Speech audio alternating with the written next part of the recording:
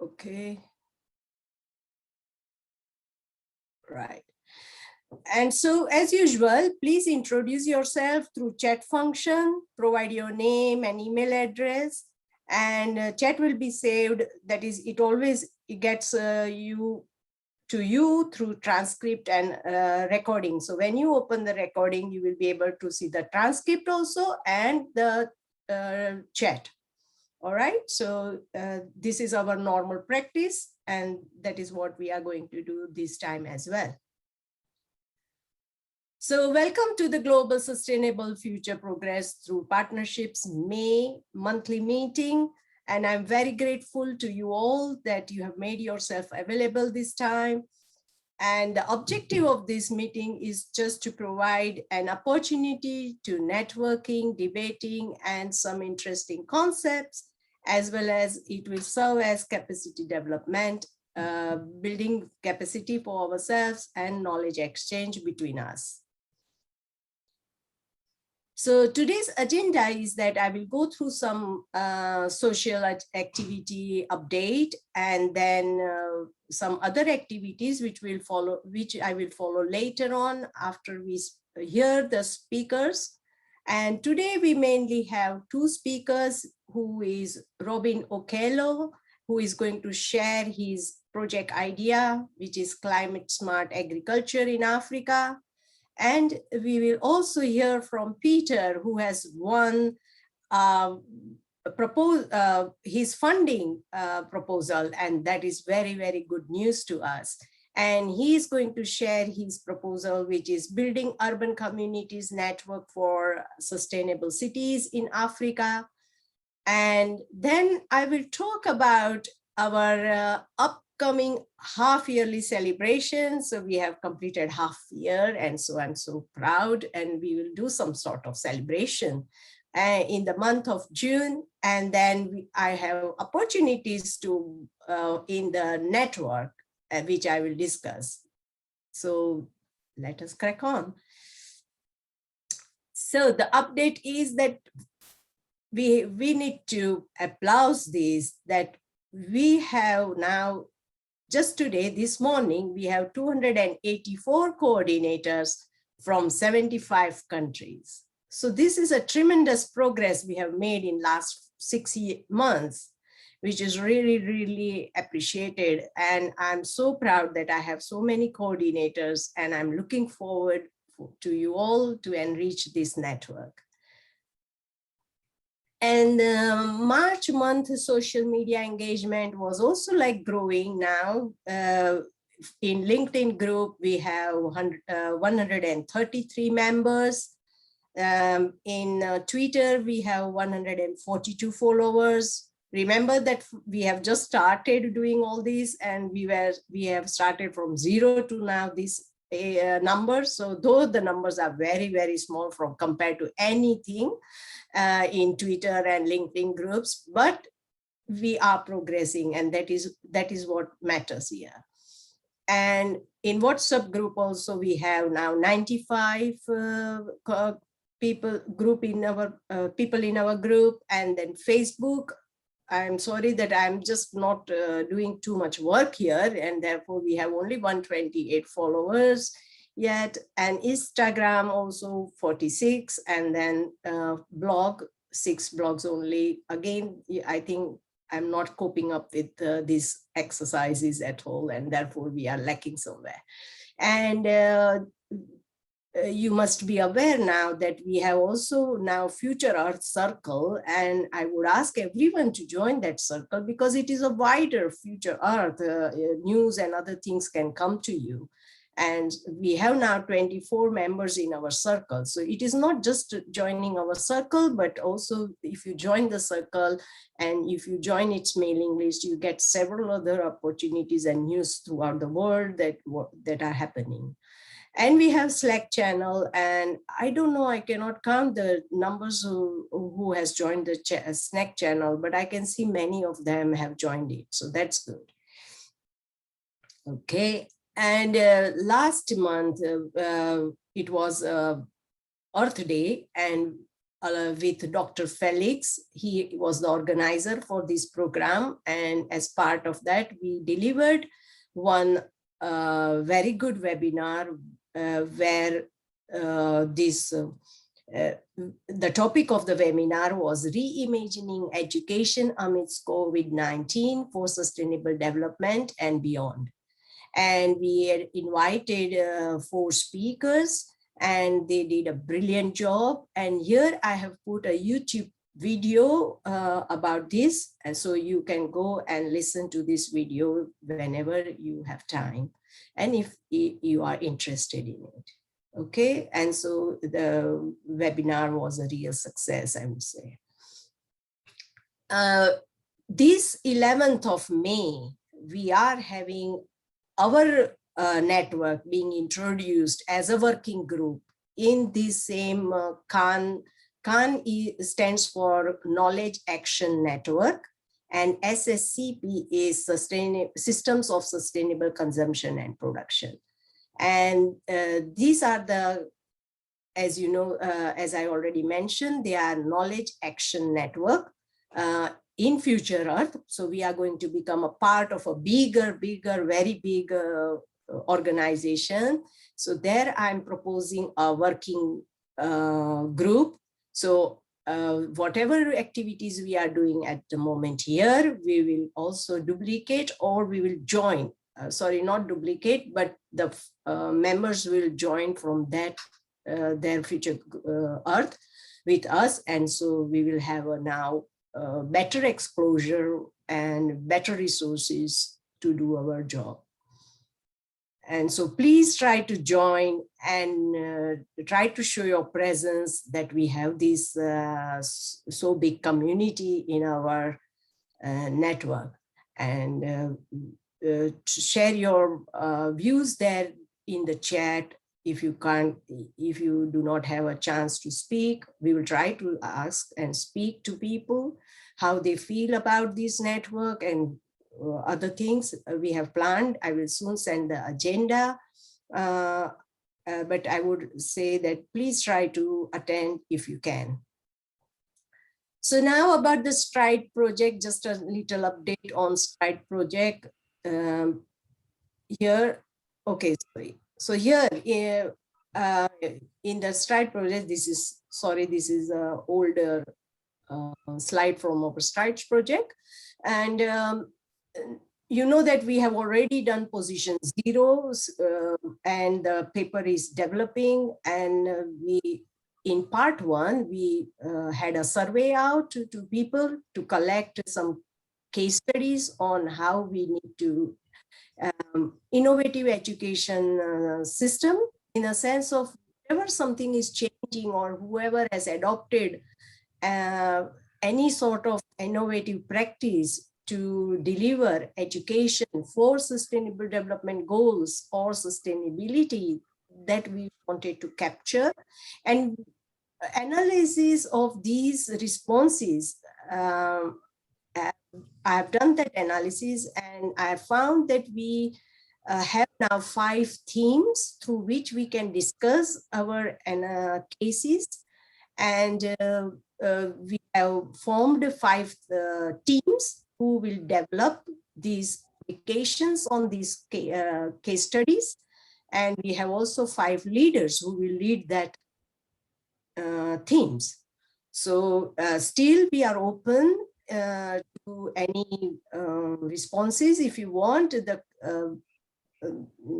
survey is also open, and if you want to join any, if you think that you are capable of joining, if you have time, if you have capacity, if you have interest in this project, then please write me and we will talk about it, how you can join and where you can join. Okay. So, and then we have building urban community networks for sustainable cities in Africa from Peter Wagai. And then, okay, so now I will stop and I will go back to, sorry, oh no, yes. I wanted now to invite, I will stop here first of all. here. I will stop and I will ask Robin to share his slides. And Robin, now it's you have to take on the floor and explain your project. Would you be able to share the slides, or you want me to share the slides? Allow me to share the slide. Perfect. Please do that.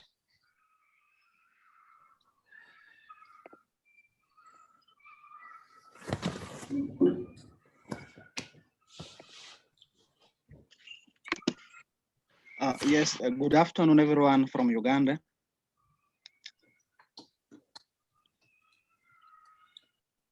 Hello. Yes, we can hear you. Yes. Okay. Hello. Yes. So that's to check if I'm not speaking alone. Thank you, Dr. Renuka, for the opportunity to present my project idea in this platform. So this idea came as a result of your initiative to get that motivation from the young career researchers, where we met last year in June. I think it was the Future System, Future Health young researchers, where I was able to be one of the young science researchers selected to attend among the young among the 100 researchers. So so from that trend up to now, we got connected, and I've so privileged to present this idea. So I was looking at the part from you being a sustainability expert, and me, I'm into agriculture economics kind of profession. So I had to think about what initiative added already into the network can I come out with.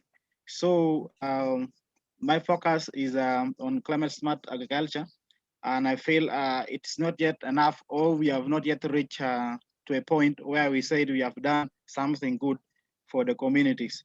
So here, through this platform, I think I would be able to get better people whom we can work with to make sure that promote we promote climate smart agriculture in our rural communities in Uganda. As well, it can be replicated in other countries where this network reach. So this is my profile.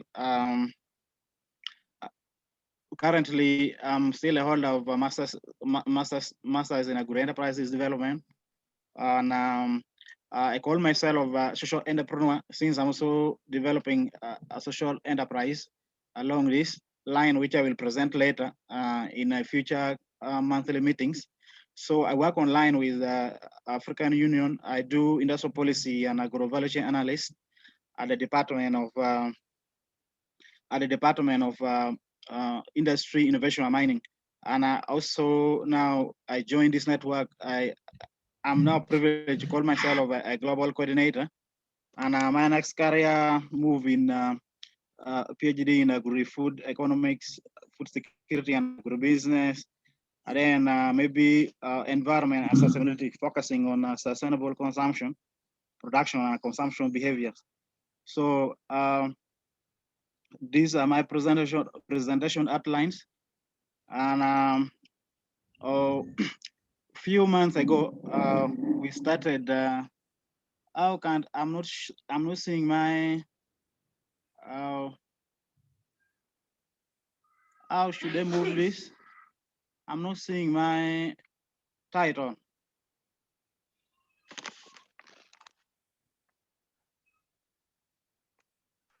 We can see project background. We can see everything. We can see everything. A clear slide. Let me move this down so that I can see my title. So looking at the trend and the news, reading newspaper almost for the past 2-3 months. So the most persistent problem or the challenge we have now is the persistent changes in climate. And if papers are reporting over a period of 1981 to 2020, you still see that there's a little improvement made upon to reduce the effects of climate change. So this is affecting the poor rural population. And we are talking about, we have a non-governmental organization implementing WASH programs, but you find that WASH is somehow linked to a lot of various sectors. And you find that mostly we would be turned to talk to, we need our rural population to get access to food, energy, and water resources. But and even at the international, I was reading these two citations, and I find that so far it's like HIV projects to reduce HIV in the whole world. So climate change has become another project or another challenge itself globally, and it has attracted several national bodies to sign agreements to reduce this. So, and because of this, farmers, we know that our smaller farmers, people try to, bring farmers in all their perspective, depending on what they're talking about. But I find that farmers by 2050, according to the projection, by 2050, the whole world would reach around 9 billion people by 2050. So you find that the sale pressure goes back down to the rural communities. And for this reason, there's need to promote effective scientific intervention to increase the community's adaptive capacity to climate change, how to manage the environment, to improve on the service delivery. So a case in scenario, early this year, if you take Agargo district, things to do with cutting trees for charcoal. This is a share nut tree.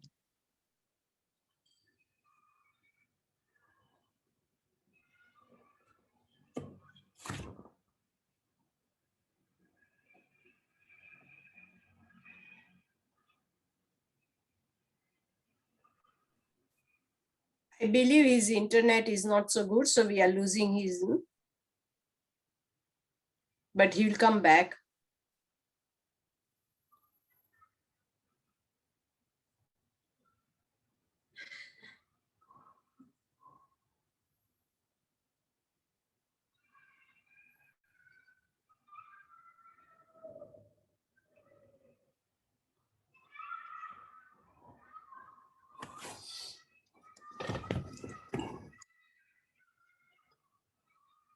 I believe he'll come back.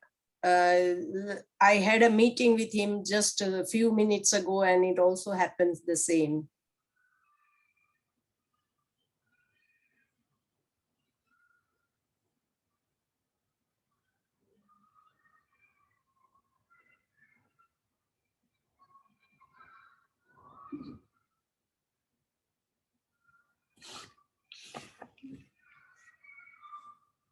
Okay, what we can do while he's trying to join us, Peter, can I welcome you to tell about your project?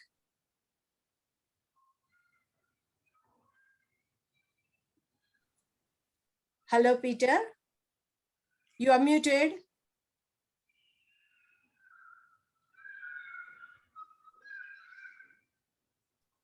Yeah, thank you, Renuka, for the invitation. So if it is in order, I can pick up and introduce I make an introduction of a new project. So if that is the case, then I would request to share my slides, if that is in order. Yes, please share your slides. Yes, thank you.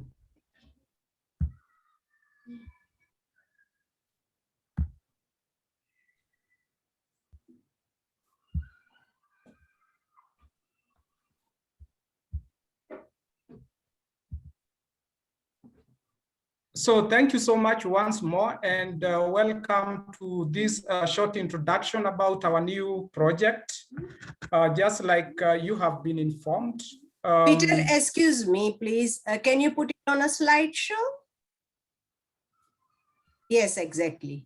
Okay, thank you. Thank you.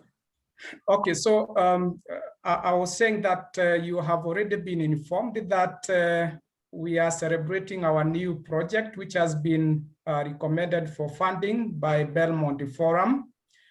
So my name's remain Peter Wangai, and I'm the consortium lead of this new project. And the new project title is Building Urban Community Networks for Sustainable Cities in Africa. So that is the working title for this new project. So we are very excited about this new project, and it's as a result of a lot of commitment from all the partners who have been working so hard from all over Africa to come up with this proposal, which finally was funded. So in this session, I'll just give a brief because we've not started working on the project. In other words, I'll talk about what is the aim of this project. I'll talk about what are the objectives of this project. And I'll also mention about who are the partners for this project and which cities in Africa, because it's talking about sustainable cities in Africa, which cities are captured in this project. The aim of this project is to develop novel networks and communities of practice that address the interlinkages, synergies, and trade-offs among social, economic, and ecological needs of city residents. So in other words, this project tries to find connections through stakeholders in our urban areas, and these networks of stakeholders will enable us to identify those interlinkages and the synergies and also trade-offs that relate to our social well-being, that relate to our economic well-being, and also that relate to ecological integrity of our cities. So when we talk about urban forests, when we talk about urban biodiversity, will also be included in this project. So the first objective will be focusing on is to establish networks of stakeholders in 6 African cities for the cross-learning purposes and adoption of best practices. So that will be the first objective. The second objective is to conduct a situational analysis of the social, economic, and ecological challenges and interdependencies for sustainable development in African cities. So our third objective in this project will be to build interdependencies. So in other words, after we conduct the situational analysis of the social, economic, and ecological challenges, we need to move ahead and build interdependencies and the synergies among stakeholders networks for sustainability of African cities. And then our fourth objective is to try to capture all these synergies with regard to social, economic, and ecological challenges. We want to capture these documentation in the form of maps. And here we want to generate spatial maps whereby we want to show the social assets in the urban areas. We want to show the economic opportunities and chances that people have in the urban areas, as well as the opportunities and assets that are there to enhance our ecological resources in urban areas. And the last objective for this particular project is to formulate for voluntary guidelines for sustainable African cities. And of course, when we talk about guidelines, they'll be in form of policy briefs that we can share with the various authorities in all the cities that will be captured in this project. So who are the stakeholders for this particular project? I grouped these stakeholders into three. The first one will be the urban residents. These are the main stakeholders of this project. Then we'll have urban policymakers and urban leadership becoming a very important stakeholder. And finally, we'll have the transdisciplinary team of researchers who now belong to this particular project, and any other kind of support in terms of science, in terms of transdisciplinary science that we may want to engage or to apply to address the issues that are facing the cities which have been selected for this project. So those are the main stakeholders.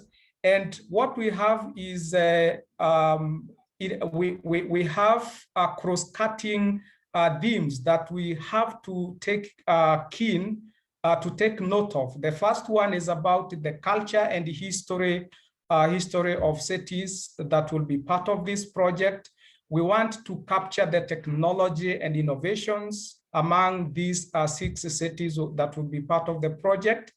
And again, we want to put all this in the perspective of the Sustainable Development Goals. So we also want to look into how Sustainable Development Goals have been adopted in these cities. So you can see it's a loaded project, but at the same time, there is a lot of interrelationship amongst the objectives that we'll be tackling.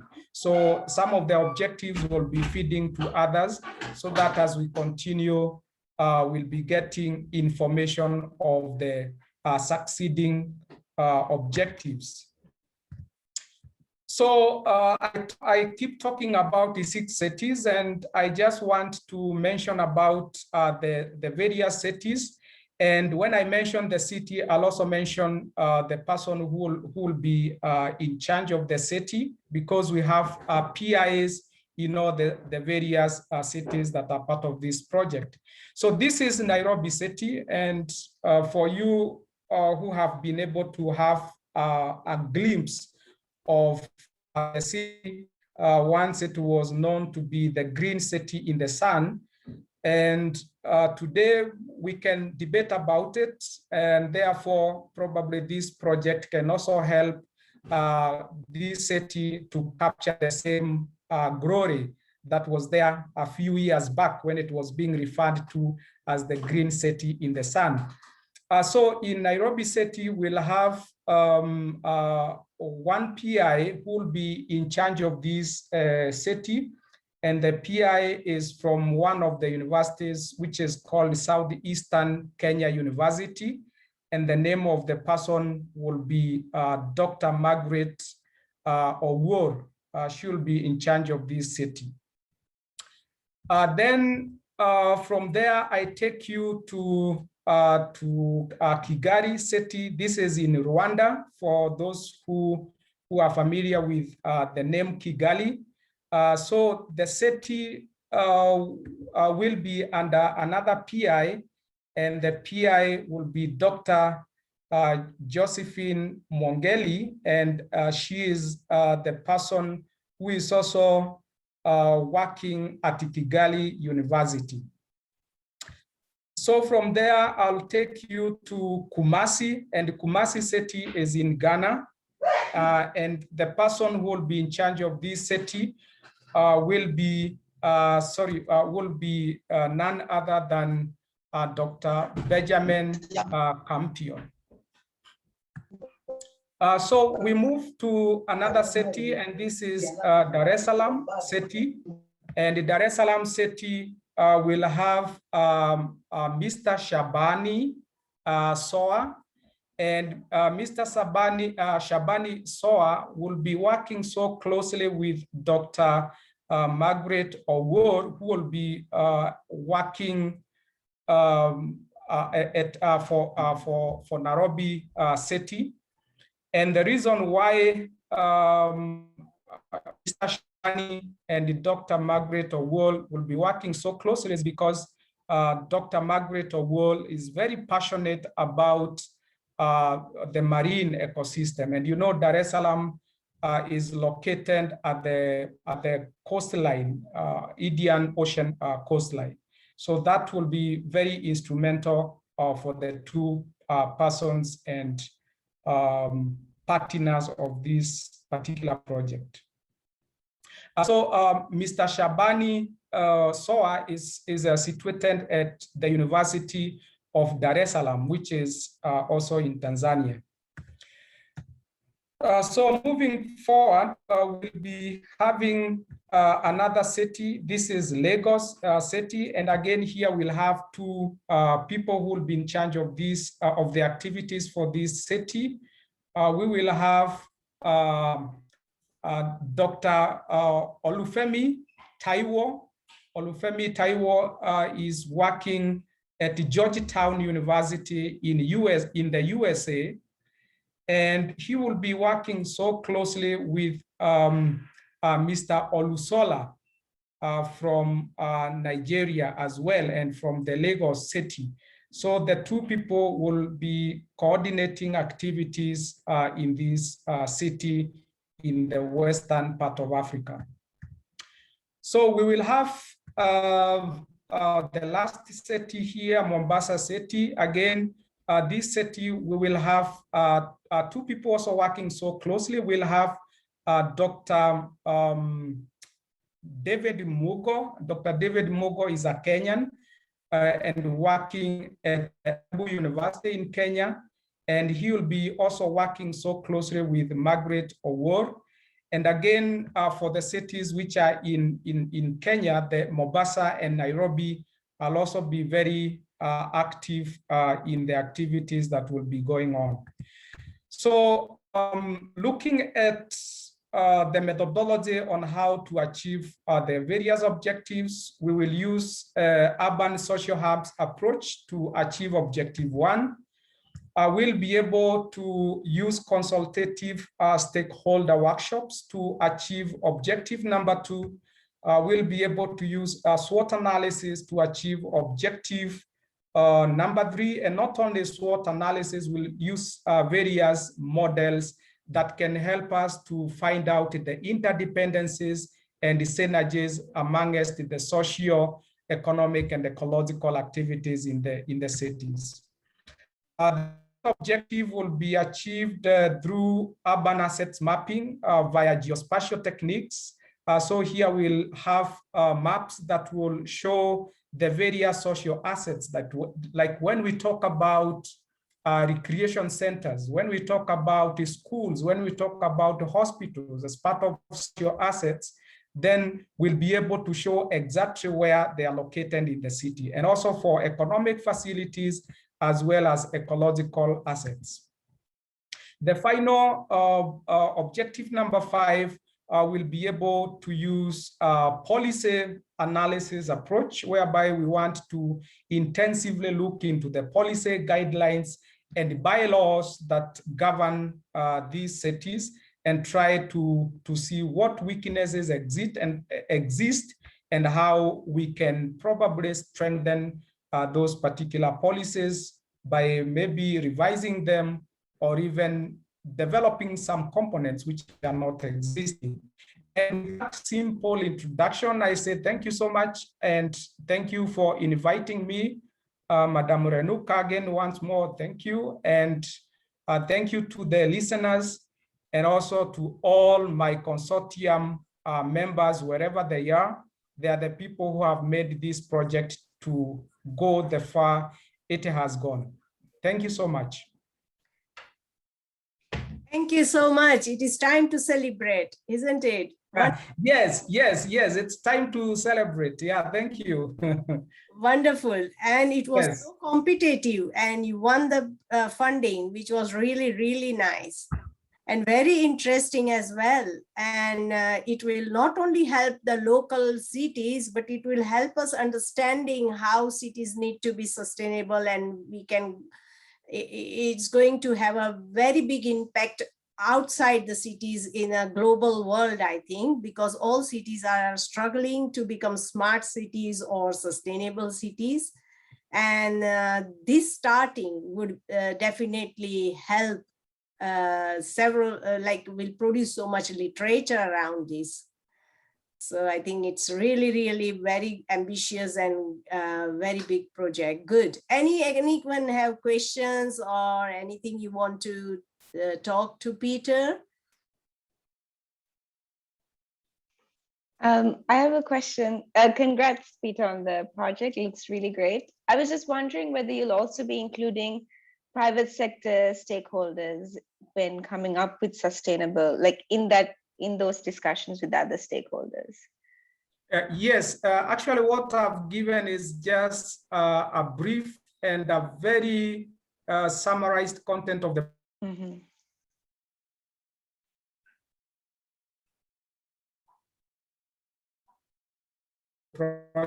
on the private sector, you have to focus on the government agencies, you have to focus on the faith-based organizations, you have to focus on the various non-government organizations, community-based organizations. So we have a wide range of stakeholders that will be engaging in this project. Okay, we have Ilio also here. So Ilio, please go ahead. Thanks, Dr. Renuka. First of all, congratulations, Peter. It's a wonderful project. It's amazing.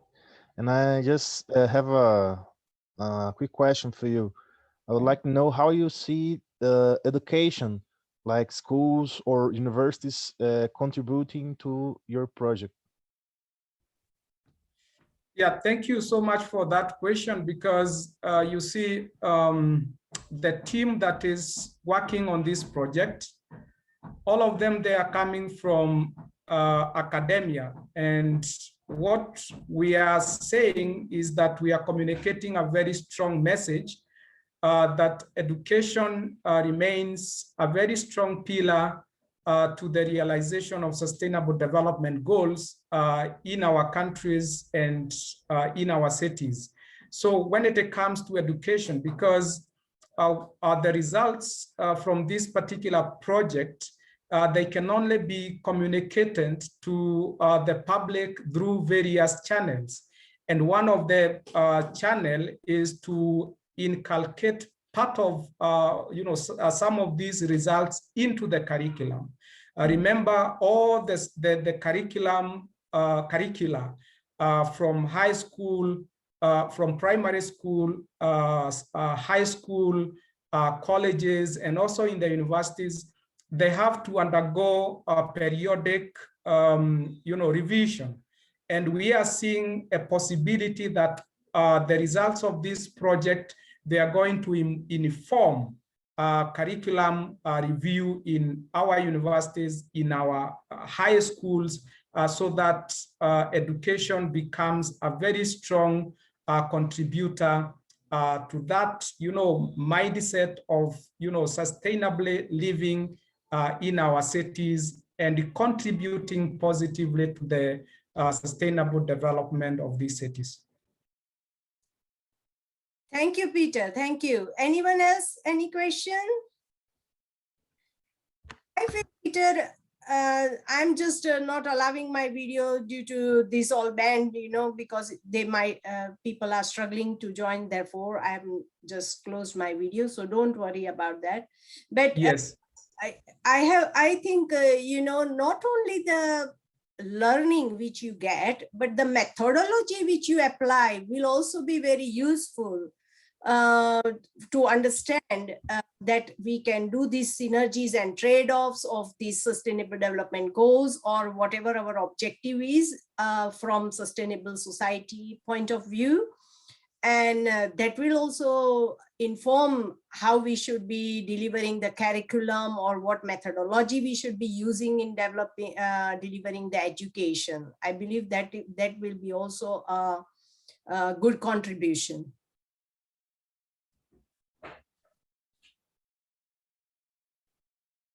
Okay, so let us move now and I will share. Yes, all right. Ernesto has one question, please. A very quick one. Peter, congratulations for the great presentations. And Thank you so much. yeah, and quick questions. I would rather, did you rather consider also other disciplines that will help you to realize it faster and make it interdisciplinary? That's my bias, being into interdisciplinary research right now. So I got some advantages in inviting other disciplines to come up with a more comprehensive perspective in a certain project. But as it is, it's very good and an excellent idea. Thank you, Peter. Thank you, Dr. Renuka. Thank you, Ernesto, for that comment. In fact, we will, if I was to display the credentials of the team members for this project, you will see that it is so diverse. It is so diverse in the sense we have social scientists in this team. We have natural scientists. And again, we also have, when we talk about natural scientists, we talk about, life sciences. And we also have people who are more into engineering because of the construction in the city. And we are bringing all these disciplines into this project. And when we start the actual implementation of the project, I'm very sure the team will grow, and it is not only growing maybe horizontally, but also, vertically in all that dimensions, so that we capture all the relevant disciplines. Because you see, in the cities, we are dealing with what we call socio-ecological systems, which they have proved to be very complex, and they require, inclusion of many disciplines to tackle those problems that don't follow linear behavior. Actually, the problems in the cities, they follow non-linear behavior because they involve so many issues. Somebody who has a social issue, somebody who has a physical issue, somebody who is very concerned about ecology of the city, the issue of pollution, waste management, the designing of the roads, the designing of the buildings, because of probably the physically disabled or physically challenged persons. Sometimes they are not able to move around in the cities because the cities were designed for normal people, and they didn't factor in some aspects for people who may be having some challenges. So all these issues, they call for a multidisciplinary approach so that those issues, they are tackled from all the dimensions. Great job, great job. And I believe you will be also considering, and I see from your methodology that you will be considering all sorts of variables in the sense of qualitative and quantitative, so that it becomes more objective and subjective as well. And as you have already mentioned, transdisciplinarity methodology, so that is no issue there. I think you will be producing very, very informative literature here. You are very right, Renuka. That's very true. Our methodology captures all that. In fact, we'll also be looking at the attitudes, the behavior, why people behave in certain ways in our cities. And what are their perceptions about space? What are their perceptions about poverty? What are their perceptions about, ecological degradation in the city? So all those aspects, they'll be included and they have been captured in the methodology. Great job, great job. Well done again. And thank you very much for sharing this. And we look forward to your progress, and every meeting, we look forward to have an update on this. Thank you, thank you. Okay, now back to Okello. Robin Okello. Robin, are you here now? Yes, I'm here. Yes, please.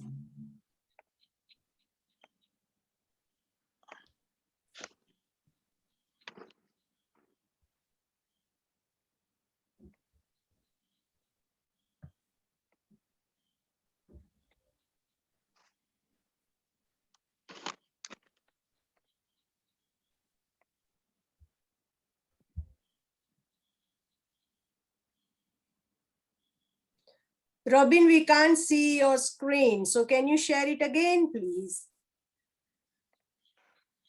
Okay.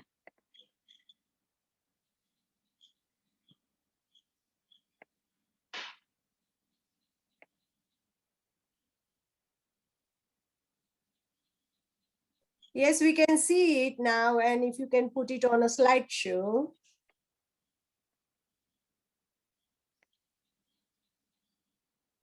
Wonderful. Carry on. All right.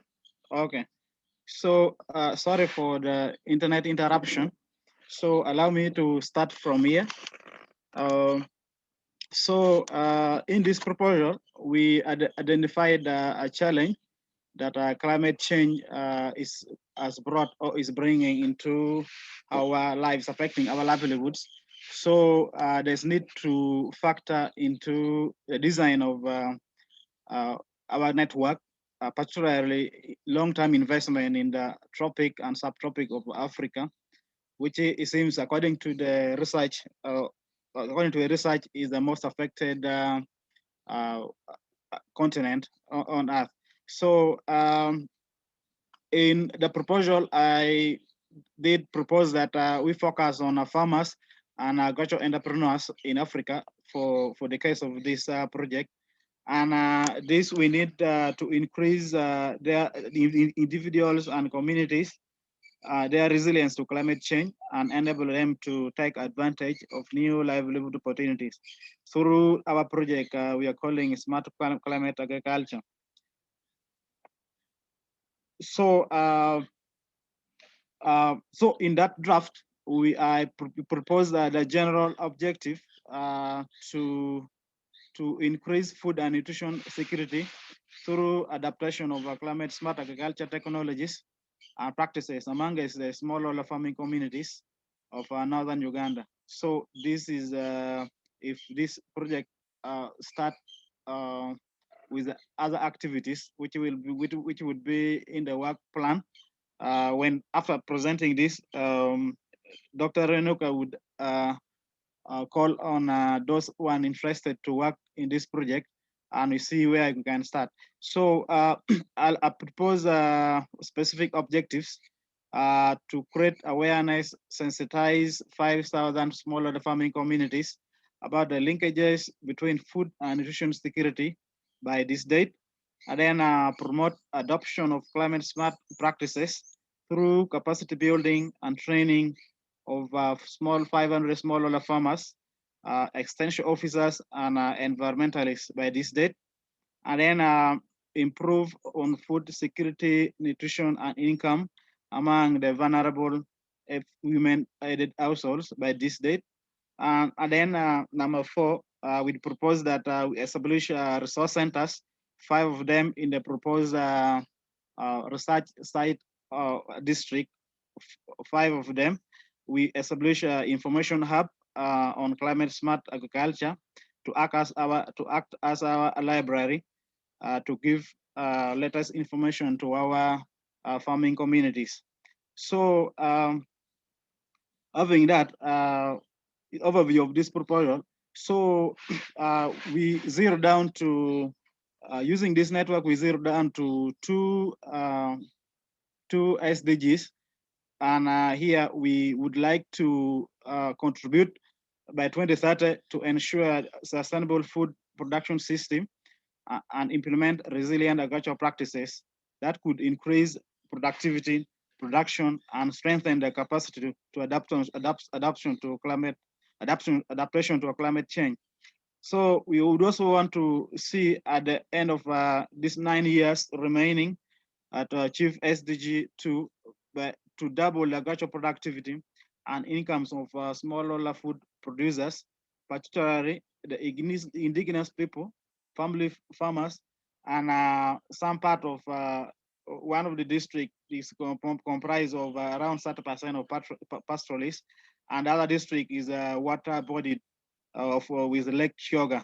So and then on SDG 13, that is climate action, we would want to strengthen, would want to see this community get resilience and adaptive capacity to climate change and other related hazards and natural disasters.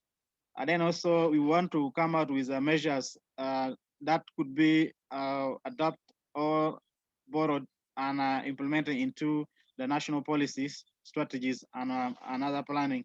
Like here we have the NDP 1, 2, 3, and now we're going to NDP 4. So we also want to improve education, awareness raising, and increase human and institutional capacity on climate change, mitigation, impact reduction, and early warning. And then also, we don't want to promote mechanism for raising capacity, for effect raising capacity. Okay, so raising capacity of effective climate change related planning and management in at least developing countries, including focusing on women, youth, and marginalized communities. So, so we know that climate change is a responsibility of everyone to contribute to, but in most cases we need to come out with our own approach and bring gender in come up with a strategy to bring gender into this project, because in rural communities or farming communities is women who normally do a lot of this firewood and traditional farming, and they may not be aware of the impact of the activities despite possessing responsive behavior. So through this network, we would want to come out with a outline of a gender-sensitive strategy during the planning and as well as implementation stage.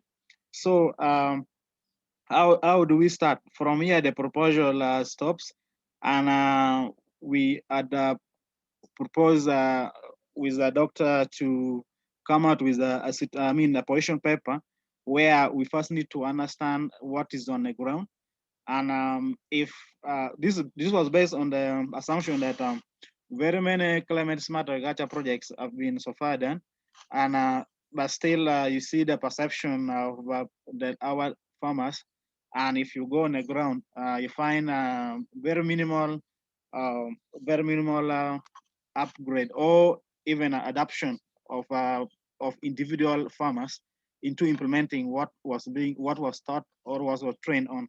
So here, I had to come out with a title that would guide this study to do, first of all, a baseline survey. And here we are asking, can climate smart technologies open or close up space for agricultural transformation towards equitable approaches to climate change? So we want to examine the case of CSA in Uganda. So, and earlier on, I've already said that this continent has been one of the most affected or vulnerable to the negative impacts of climate change compared to other regions. And there is also a low level of adaptation capacity, yet we see it is necessary for ensuring the livelihoods of the poor communities. And if you look at this district you are chosen, our study site were chosen because they have different vulnerability issues. I mean, different vulnerability issues. So, and you can see adaptation to climate change is mostly location specific, and those adaptation strategies employed by farmers depend on the local institutions and various socioeconomic and environmental factors. So what would guide us into these studies? So we had come out with the conceptual and theoretical framework. And here we are now bringing transformation. And we see O'Brien has been urging since 2013 that transformation, it takes three spheres, and this goes together. We have the personal, the political, and the practical spheres. So then when we look at the emerging questions that need urgent answers, are what ways are projects or approaches such as CSA can address this interface? Earlier on, I said a lot of projects that have been done, and there's low uptake of adaptation by the target beneficiaries. So the different arguments, depending on different scholars, and some of them position farmers as when I talk about subjects of development, the position of farmers are traditional versus modern, vulnerable versus driving development, the actors involved in CSA. So, and we also, as the network, Global Sustainable Features Network, we had already recognized the practical spheres as important, but we will not ignore the other political and personal spheres. Could be if we do this study and we go with and we integrate all these spheres into the framework to implement the CSA in the communities, it could bring more impact. So that one said, emerging questions that we need to look up, we need to look at what room exists for social transformation to take place through practice, such as agricultural development projects. To what extent do practices open up for new subjectivities and knowledge? And then to what extent do they reinforce authority and power relations through focusing on particular solution or the recognition of particular actors to make decisions about this, about the solution, these solutions? And then we have what are the opportunities for creating real spaces for transformation across all these three spheres we are talking about. And for us, this would help us because we need to justify the need to disaggregate the analysis of power and politics into this CSA project. And then this would provide critical insights that not only can help explain how, in some cases, adaptation processes can result in the participation of vulnerability, but also it will also help in the ways in which communities can and do again control over their futures through adaptation practices. So you find that identifying these spaces for transformation needs understanding the way in which climate interventions, such as proposed CHA project, may open or close up development. And this has now become a critical problem. So the moment we do away with all this, bring all these three spheres, and then we shall be able to increase the uptake of adaptation of climate smart agriculture technologies and practices. So, so we have these are from the literature. We have other several measures, uh, several other measures, uh, climate measures of emission reduction or carbon practice rather than food security and vulnerability as their chief concern. So it's upon us now to focus using this approach to have okay, good enough. This approach is attending, it has a stated goal to address food security and is often targeting a small scale farmers. So, so, um, so to talk about climate smart agriculture, much as this approach has been good, uh, has been good, but you can see that it has been questioned for example, due to equity concern. So equity concern is coming as a result of one, CSA most cases is is always tackled from the technical point of view, or treating climate change as a challenge to be addressed through improved knowledge, expertise, and innovation. But most studies and guides emphasize on a practical aspect, including the types of crops, agricultural practices, and marketing relationship needed for low carbon, well-adapted food systems. So while we acknowledge the contribution of the practical aspect, we often downplay or disregard the social and cultural dimension and cultural transformation, including our beliefs, values, and worldviews influence institutional arrangement. And consequently, the potential role of farming communities to contribute to transformative change is often underestimated and undervalued in intervention. So we would like to address this gap in understanding regarding the role that CSA can play in transformation across personal, political, and practical spheres. So,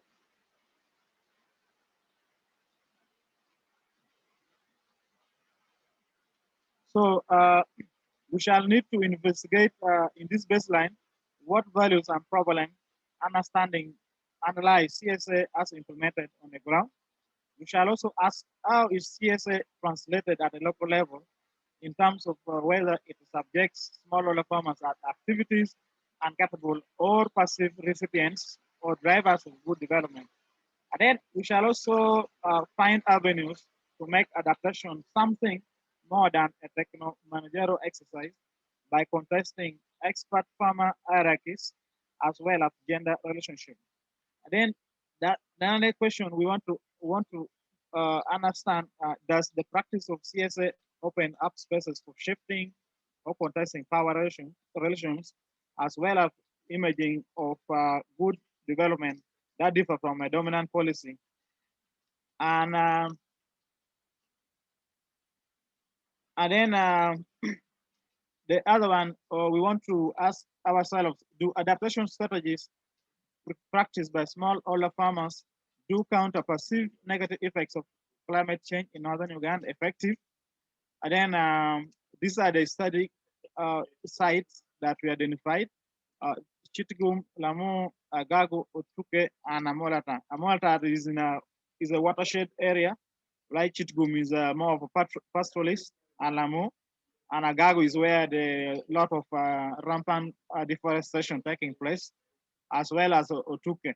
So the overall objective which we suggested was to examine the ways in which the implementation of CSA can open or close down spaces for transformation across the series spheres mentioned above, the personal, the political, and the practical, while assessing adaptation practice by smallholder farmers to counter negative effects of climate change. So this adaptation strategy, because CSA, they have done some good, a number of projects on them. So we need to just assess what has worked, what has not worked, and then we come out with a recommendation which could influence the policy. And these are the specific objectives: assess food security patterns and social inequality in the 5 mentioned districts, examine how social actors such as farmers, project workers, local leaders, and government officials position particular farmers' practices as good, strong, progressive, problematic, or traditional, to analyze how subjectivity reflects authority, relations, and the ways in which CSA reinforces or creates space for context. And then we need to assess the adaptation strategy, which I had already talked about. And what do we expect from this research? We would undertake adaptive research to understand, document, and come and overcome the constraint to CSA adaptation, adoption for smallholder farmers, including women's and access to technology and extension services. We would, at the end of this, from this research, would help us to understand the nutritional implication of climate change and how this can be addressed through CSA. And then also coming out with the policy incentives to promote and adapt CSA, as well as evaluating socio-economic benefits arising out of the adaptation of different CSA projects. And then we shall be able to produce 2 research papers and publish them. And this will show a sign of creating synergies among us, a global research team in this network for the evidence collaborations. And afterwards, we shall integrate the data, the findings from this research into to improve the design of this serious draft proposal to inform project team how to approach this from the other 2 spheres, which it seems lagging. So, Okay, Robin. Yes, please. Can I stop you here? I think we get the idea of your project and you have very well presented and you are very enthusiastic. I know you have 25 slides, so 10 slides more to go. But I think you have already now given the idea what is the project about and how we want to go ahead. And we all support that. And so if there are any questions anyone have, we can go with the questions. And if you want to present something more, we can you can come back in the next meeting, or we can do a special meeting for this project. That would be useful. Okay. Any question for Robin for now?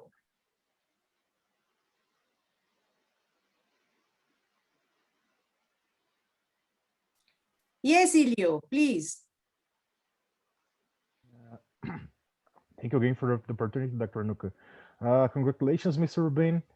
As I said before, I have my master's degree on rural sustainable development. And during my credits, we work a lot with agroforestries. I don't know if you are familiar with that term, but I would like to ask if you do you think that agroforestry could be a reliable path to achieve the sustainable agriculture on your context? Yes, thank you.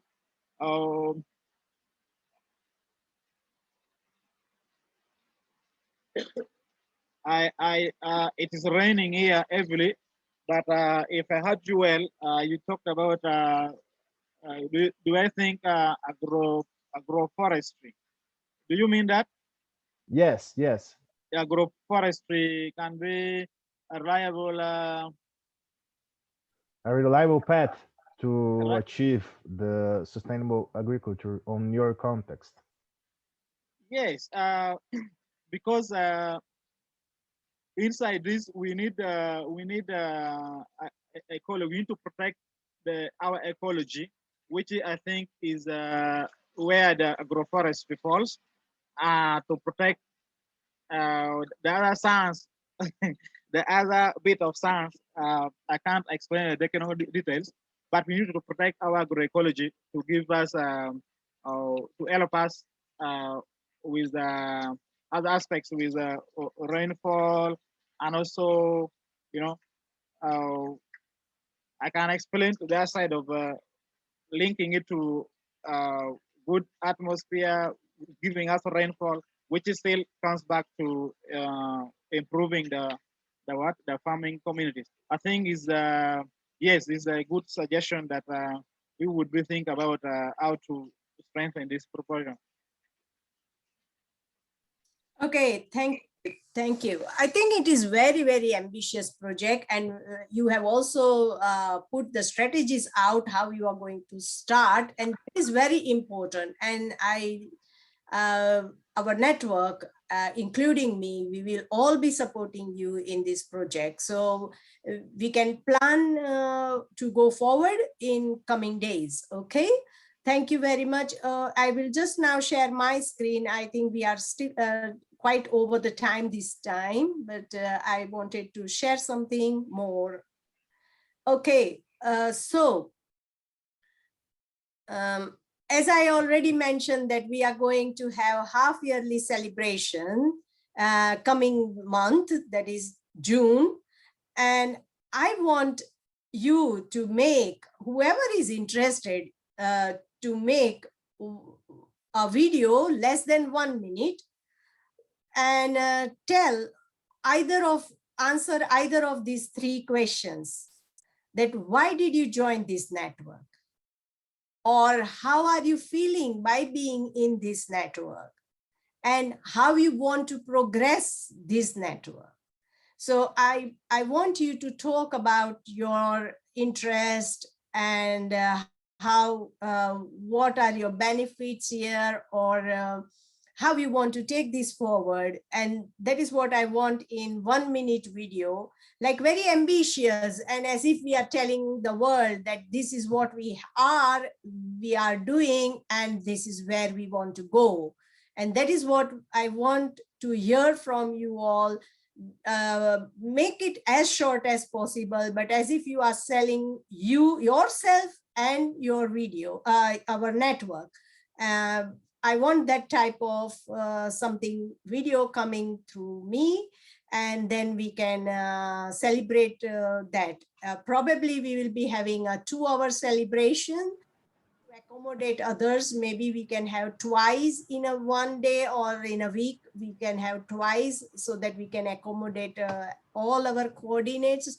They have time and they can come, and we can have other social activities. And I want suggestions on those activities. If you have anything in mind that we should be doing, then please send your suggestions to me. And that is what I'm asking today from you all. And Dr. then Renuka, lastly, yes, okay, hold on. Yeah. this video that you are talking about, will it be live, or will it be sent to you in advance? You will have to send me in advance, so that, you know, just because of any technical problem or anything, we have the stock and then we can relay it. Okay. That would be really good if you Okay. send me in advance. Okay. All right. And so I will be sending out this announcement today or in just a few days. So this is what I have already said. It could be of anything, but what we want to do, we want to sell yourself and the network. Okay. And that is what we want to do here. To showcase what we are doing, our importance in what we are doing, and also like our proudness to what we are doing. Okay. And then we are recruiting, but don't believe that we are going to pay here. It is all voluntary service which I am asking for. And you have seen that I can now we have grown so much that I can't cope with all this social media and all sort of things. So I want some help from yourself, like anyone who can spare at least 1 hour or something like in a week, that they get in touch with me. And I want social media champion, and within this I want several champions, in the sense of one of them can manage WhatsApp, one of them you can manage LinkedIn, one of you can manage you know, our Twitter, and so on. And what we and so we will have small activities for each one, and you will be called as a champion here for our network. And you will be creating stuff for us I think it is so much beneficial on your CV or anything like that, where you want to showcase that you are doing some voluntary work, then this is what you are doing. Likewise, I want someone to also manage membership. So you know that I give survey out to anyone who want to join, and that is what I populate my whole database for the mailing list. And also I keep a log of who we are.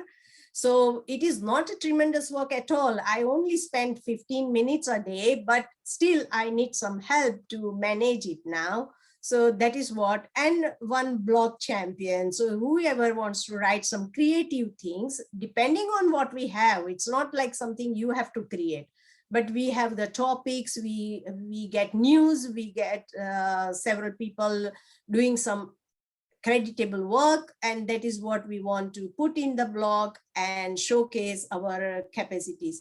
Like we can also talk about our projects, and all sort of things can be done here. So whoever has presented today or spoken, and if they want to write down about that, and if you want to make a blog of it, then we can do that. And so it just now until 6 months, I have been taking all the responsibility. I understand I should be taking that because it was my initiative, but it is now too much that I cannot cope. And so I thought that if anyone, it is all voluntary and sorry, no payment, but it is benefit for yourself. You will learn new skills, you will learn meet new people, and you will be doing some creative things.